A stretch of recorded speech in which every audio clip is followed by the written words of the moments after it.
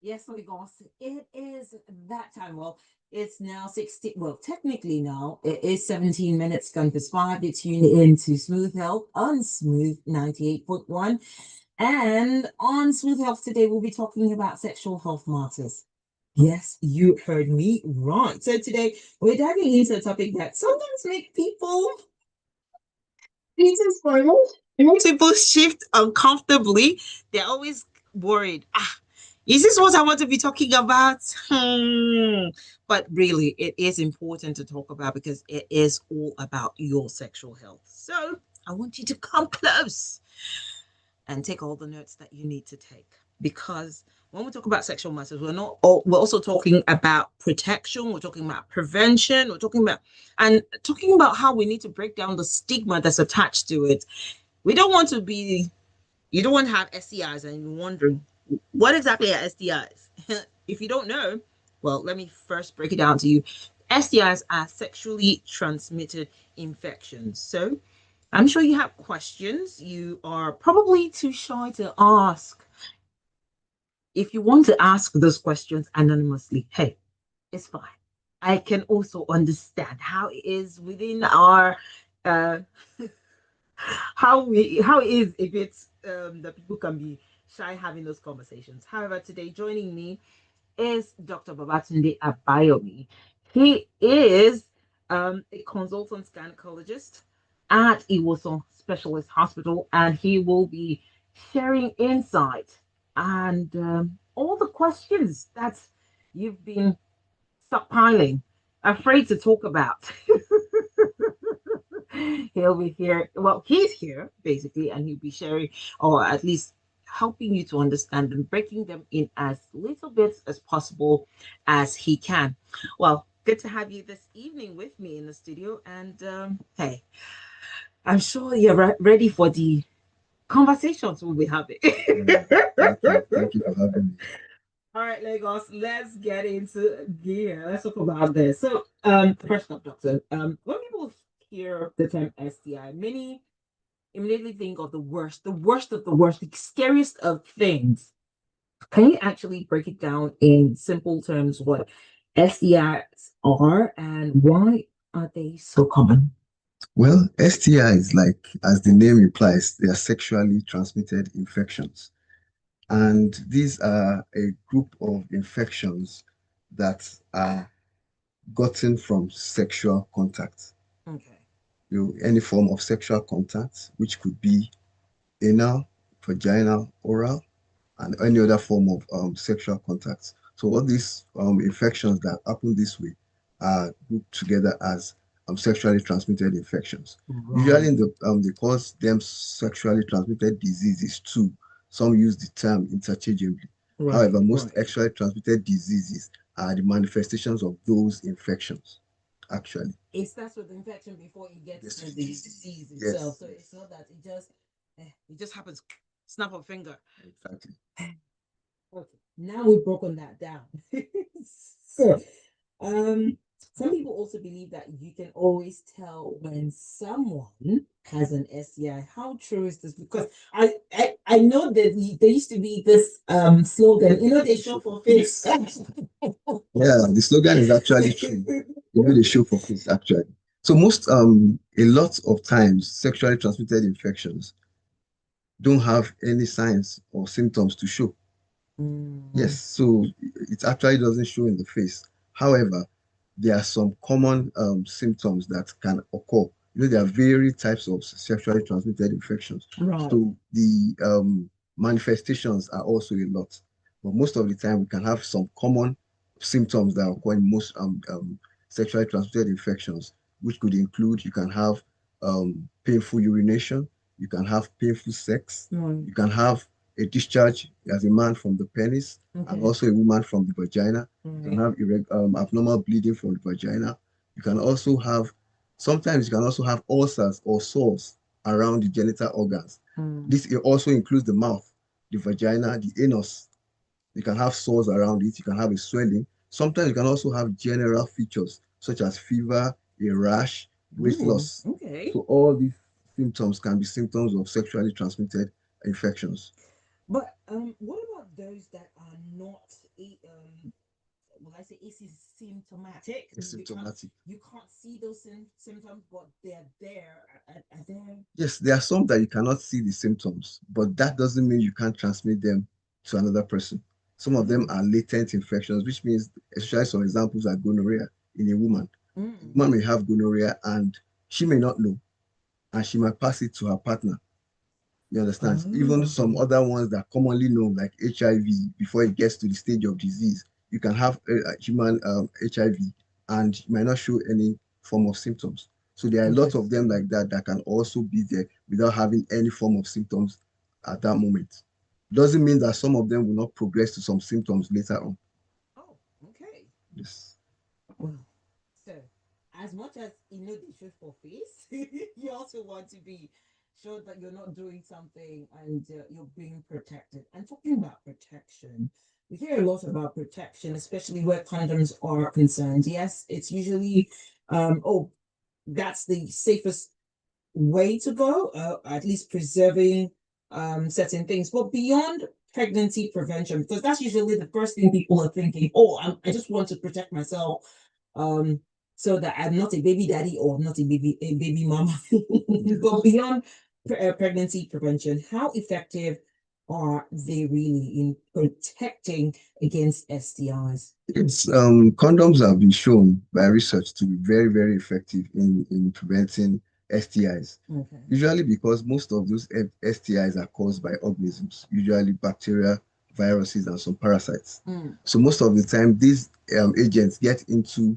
the body through fluids, which are the sexual fluids, the semen, blood, sometimes urine and even vaginal secretions. So the condom serves as a barrier to block these things from entering into the partner's system. Mm. However, they are not 100%.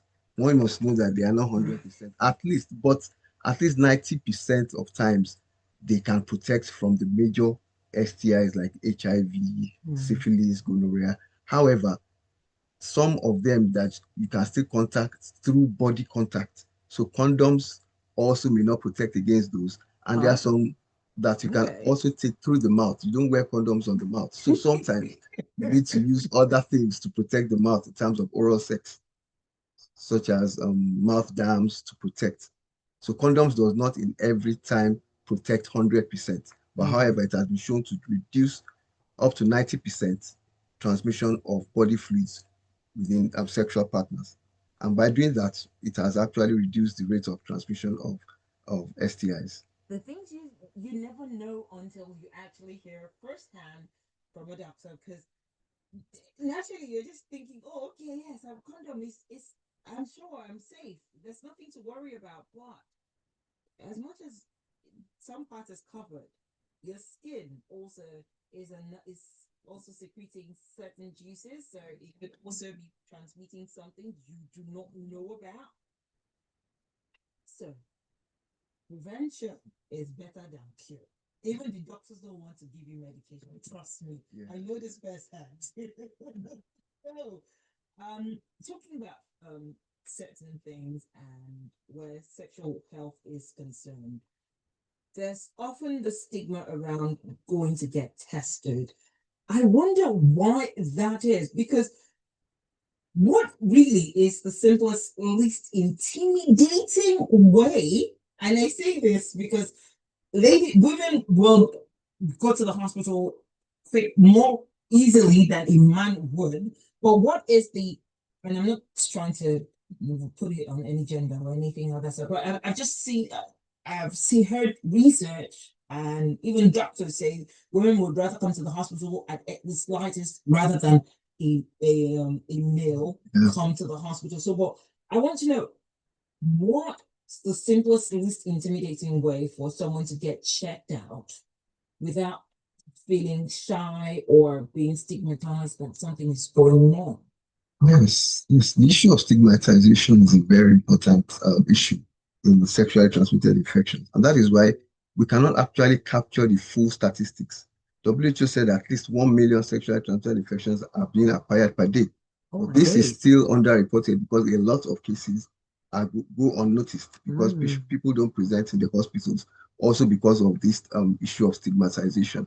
However, because of the way medicine is now, a lot of trained professionals have been trained to handle these matters now, such that they've made the environment more friendly for people to come and approach for their sexual needs. So you could actually walk to most standard hospitals and laboratories for sexual screenings without being profiled or without being judged. That's what most people try to run away from. And the simplest thing that you can do some blood tests, some swabs, some most of them are not invasive. So you don't have the fear of except needles, you get your blood samples, some fear needles, you get some blood samples. Sometimes you have a discharge, you can have a swab. Sometimes you have a wound or an ulcer around somewhere, you can have it swabbed for a test. But basically, you can get tested from blood, from urine, and even from a buccal smear from your mouth. You can get tested from most sexually transmitted infections. So it's not something that is so difficult, and is one of the leading ways of actually preventing these things, because like you said, most of them come without showing any signs of symptoms. And one of the things to protect is to actually know, or to be sure that you don't have a harboring sexually transmitted infection that you don't know. By that, you transmit to unsuspecting partners without even you knowing. Okay. No, that can be very scary. You, you know, just transferring something without even knowing that you are actually at fault. But that isn't even the thing. My major question now is, how often should one be getting tested? Checked out? Yes, you actually the WHO encourages you to be tested for sexually transmitted infections at least once a year. Okay. However, for those that have some high risk professions or high risk behaviors, some of them are encouraged to even test it more frequently, up to 3 to 6 months.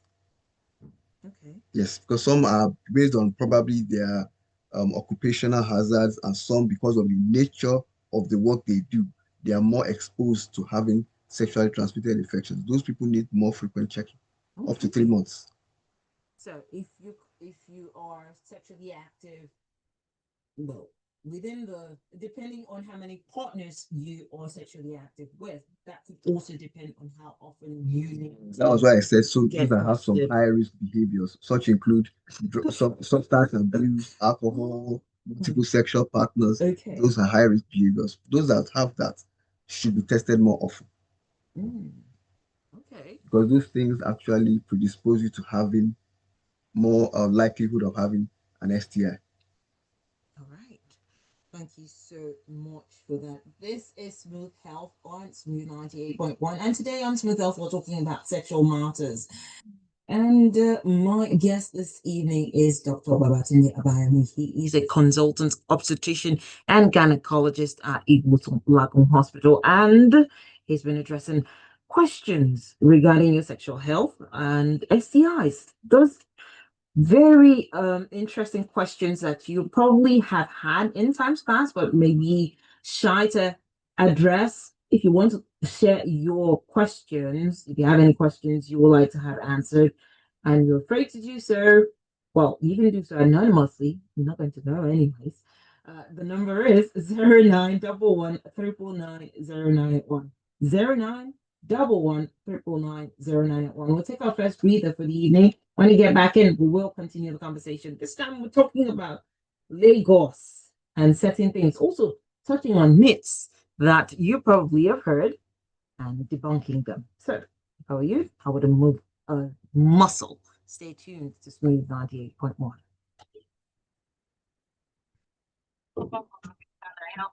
Yes, so we'll be back in a jiffy. It's just to take this ad and we're back in.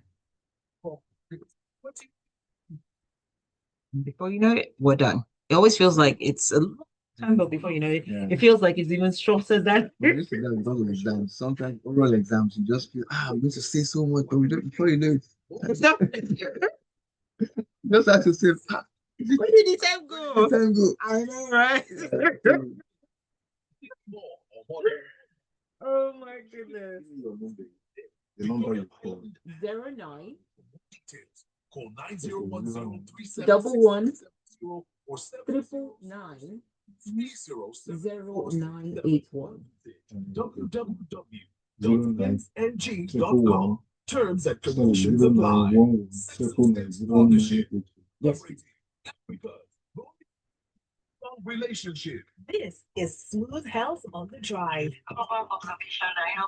This is Smooth Health on the Drive. Hmm.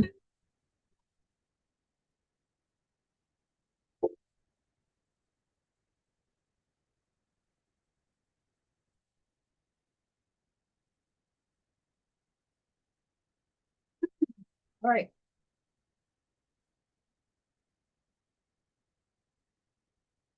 All right, Lagos. Yes, you are tuned into Smooth Health here in Smooth 98.1.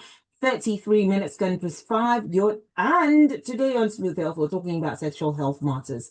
So you have questions you want to have answered? Well, my guest in the person of Dr. Babatunde Abayomi is a consultant obstetrician and gynecologist at Iwosan Lagoon Hospitals here with me physically, in case you were wondering.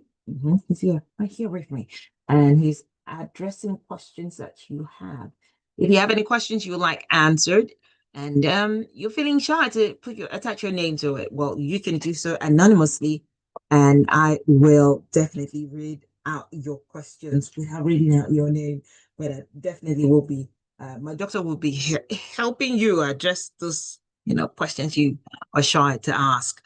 All right, talking about sexual health matters in Lagos, we know self-medication is a big deal, especially people just going straight to the pharmacy, to the chemist, and telling them, "Oh, I feel so and so and so," and the next thing, without any questions asked, without any tests done, what you find is they're being given this medication. So my question is, what dangers come with treating an STI without proper medical guidance in just over-the-counter medication? Okay, yes, because of the issue of stigma that we talked about and the sensitive nature of the topic, most people don't actually want to walk to a hospital for treatment, which is supposed to be the ideal. However, most prefer to go to a chemist and just get some over-the-counter drugs just to treat the STI. The danger to that is most of the time they are giving some group of antibiotics, which does not necessarily address most of the STIs. STIs are usually caused by viruses, bacteria, and sometimes parasites. So going to a pharmacy to collect antibiotics most of the time does not address the issue. And most of the time, there's danger in not adequately treating a sexually transmitted infection because some of the long-term complications can occur. For example, one of the things that happens most of the time with poorly treated sexually transmitted infection in a female is the issue of infertility. It has been one of the causes of tubal blockage that leads and it's a very, very large chunk of cases of infertility, which were due to STIs that were not treated well, properly, because they go to just give them some antibiotics. Because ideally, you have to know the type of STIs that you have. This would determine what test you're going to do, and this will also determine what drugs you're going to get, whether antibiotics for bacterial infections, antiviral for viral infections. So most of the time, you are addressing some drugs with the wrong, or even the dose at which it's given is not sufficient enough to actually kill the bacteria, and it ends up getting stronger or ends up suppressing it, while sometimes it continues to replicate in the body, causing other complications later. Now that could be very scary. So basically, just trying to treat yourself could even make things worse than actually better. Yes. Some can even cause cancers if not treated. Okay, so let's go to the hospital. Don't go treating yourself and thinking, "Oh, no, just go to down the pharmacy and get something." There's a reason why you have the doctors in house, and they know what. After doing the tests, they know what's best for you. Now, let's talk about myths. This one I like because as much as I know I've been saying this, they show for face. I know that there's certain common beliefs around STIs. But I definitely want to get your take on it. What are the common myths or beliefs about STIs that you've heard but are completely false? But people seem to still hold on to it. Yes, because like we said earlier, because of the stigma, and because a lot of people don't come out to seek help from the usual sources, so it's laden with a lot of misconceptions and myths. There are a lot of them to mention, but we can just point out some few of them that are actually that we've seen before a lot of times. One of Right. them is the fact that you can only get STI when you're promiscuous. This is a myth. Oh It's not yes. actually true because you can also get STIs even with one partner. Yes, so it's not Oh, only when you are okay. promiscuous that you can get STI. That's one of the myths. Another Mm. myth is that you can only get an STI or STI when you um have multiple frequent sex, that you can't get it once. You meet a person once, you can't get an STI. That is not totally true also. Even a first attempt, you can get STI. STIs. Another one that is so common among ladies is STI can be gotten from a public toilet. I don't know how that thing. How Yes, so that because it's got difficult in spread. the clinical practice to even convince women, especially. They'll tell you, because I've Oh, been by using using one public public toilets. toilet, I have an STI. Most of the STIs are transmitted through body fluids, and most of the viruses and the bacteria that actually cause STIs cannot stay for long on toilet Those kind of surfaces, surfaces. kind of cold, especially cold surfaces. Most of the time, they are inactivated. They have to be in body fluids at That body are so temperature to be transmitted, to active. be active. So that is a very, very big myth that has to be, we have to do a lot of education Hmm. to tell them some of these things. Okay. Another myth is that STI can only be contracted only through penetrative intercourse or sex. That they don't think about anal, they don't think about um, oral sex. STIs can also be transmitted even through those, and even through the use of sex toys, because this can be shared among Oh, partners, okay. and also things like intravenous drug users or drug abusers that share needles and sharps. All these are means of transmitting STIs. So it's not only, they think only it's just vaginal penetration that you can have a sexually transmitted infection. So those are some of the myths that a lot of people ask about. There may be others that the listeners may want to ask about, but those are the few ones I could remember. Mm. Then some also believe that um, all STIs have a treatment. So Some not all have. not all have Oh treatment. my goodness. Now that Some are not is curable, but can be managed. For example, HIV. You understand? Human okay. papilloma virus. All these ones can be managed medically, but there is no cure. But the Mm, other ones like syphilis, gonorrhea, trichomoniasis, all those ones can have cure, but some don't have cure. okay. Okay. Now that it has been put out there, I hope everybody. I hope you're listening now because just thinking that those kind of you're just thinking, oh, okay, I'm good. It's not enough. Taking medication is not enough. I just remembered one of those myths too. Also, that if you double the condom, it gives you double protection. That is also not true. It even increases your chances of getting it, because when you put two condoms, it could break. There's The friction. friction. It break. Every day we get knowledge, and that is why Smooth Health is here to enlighten you, to help you understand what is true and also debunk the myths. But here's another thing. So I saw a post that triggered this question I'm going to ask, and the lady uh she just like you said, oh, she went hanging out with her friends, went to the public restroom, used it, got home, was feeling some kind of way. And like I said, women will always go to the hospital first. They wouldn't. So and she's from upper class. Went to the hospital. They told her You have an STI. She's like, no, I can't have an STI. I'm happily married, in her words. And then secondly, probably because I used a public toilet, just like you said. So she assumes that using the public toilet was what made her have the STI. So, for couples, I know this could be a very touchy subject, but how should conversations around testing and treatment be handled without breaking trust? Well, it's like you said, it's a very sensitive area. Mm. How actually, and like I said earlier, it's not until you are promiscuous, and even in the monogamous setting, you could have a sexually STI. transmitted infection. Also, because most of the time, a lot of people don't do pre-relationship screening. So it might be that your partner may be faithful, Okay. however, has had an STI that is harboring in the body and they don't know. So even in that faithful monogamous relationship, Right. there could be some transference of some STIs. However, if there's communication in which whenever you have a symptom that looks like STI, it's better to talk it through with your partner so that both of you can get tested. That could be tricky. Yes, it is, but it's still better than allowing it to go beyond that, and which could also lead to many complications later. Sometimes when you present early, you get treatment.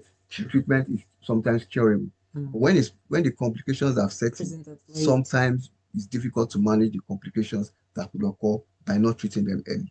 So it's a sensitive topic, but especially when you're talking in the context of marriage, for example, for you to tell your husband or tell your wife that let's get tested, it means the next thing is that probably you have been doing something outside. So that happens a lot of times. But we still have to counsel and encourage couples, partners, just to have that talk. Because the dots can be done by awareness. And this kind of programs also help So improve not and enlighten people on such awareness that they should not stigmatize the issue of sexually transmitted infections. a lot to learn and unpack. So for anyone who's listening now, who's probably nervous or a bit embarrassed about sexual health, what's your honest advice to help them take charge without feeling shame or fear? Well, it's a sensitive area, but you have to take your health by yourself.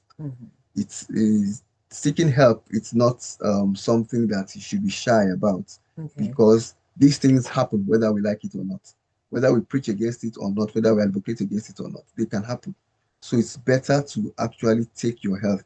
And one of the things you can do apart from like they always say abstinence or not having sex is the only way you can avoid STIs 100%. True. However, other things that can help, and those ones include consistent and proper use of condoms helps a lot. Having an awareness about STIs, communication, conversations about STIs also help a lot. Then screening, like we said earlier, we can be doing screening at intervals. Might not even necessarily be that you have something like a symptom. You can put it like, let's do it every 6 months, let's do it every year. Sometimes vaccinations. There are some vaccines that have been developed now that protect against some of those HPV, like yes, even some simplex, some of them have vaccines now that help protect against. So having these things around also reducing or avoiding drug abuse, alcohol or substance abuse also helps a lot of times because those ones actually rob you of the ability to make some decisions, right decisions at that time, which can predispose you to having STI. So you should not be ashamed. And also, we have hospitals around now that we have trained professionals that you can walk in and ask about sexual awareness, about sexual health, which they will do it in a non-judgmental manner. That you won't even feel ashamed to actually talk about it. If you talk to professionals, like They know how to handle. a lot of that. And now a question just popped in, and this person is asking, using public clippers, can it transmit STIs?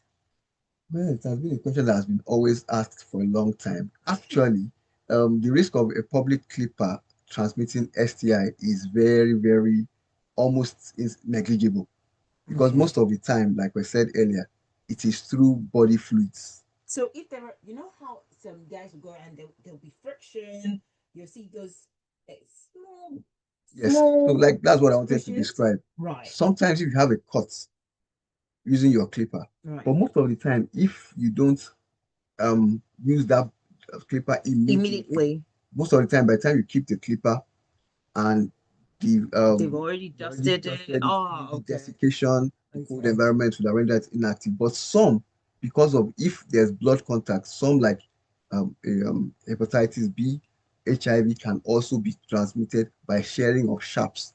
And that Yes. sharps include the Blade, clipper, but not clippers. classically a sexually transmitted infection per se. Okay. So there's a difference. There's a There's a difference. difference between that. Well, I know that you have more questions. Sadly, we've come to the end of Smooth Health. However, yes, Dr. Abayomi, how can people reach out to you and ask questions? The ones that they were shy to to ask on air, but they want to, ask eventually and get insights on. How can they reach out to you in your social media handles? Yes, you can get to us on our various social media handles. Our website www.lagoonhospitals.com. You can also follow us on Facebook at Lagoon Hospitals, then Instagram at Lagoon Hospitals NG, and on X you can also get us on Lagoon Hospitals. So those are our social media handles. You can ask all your questions, and you have seasoned professionals that will always be there to answer your questions and also counseling. Oh, absolutely interesting. Thank you so much. And that's like you said, well, we're out of time already. But indeed, it's a privilege to have had you give this insight. So, Lagos, if there's one thing I know that we've learned tonight or this evening, it is that sexual health isn't just about treatment. No, no, no, no. It's about awareness, it's about prevention, and it's also about being confident enough to take the bold step to get tested and stay safe. And that's how we drive cotton today on Smooth Health. It comes your way every Thursday from 5:15. And if I were you, I'll make sure to take care of my health.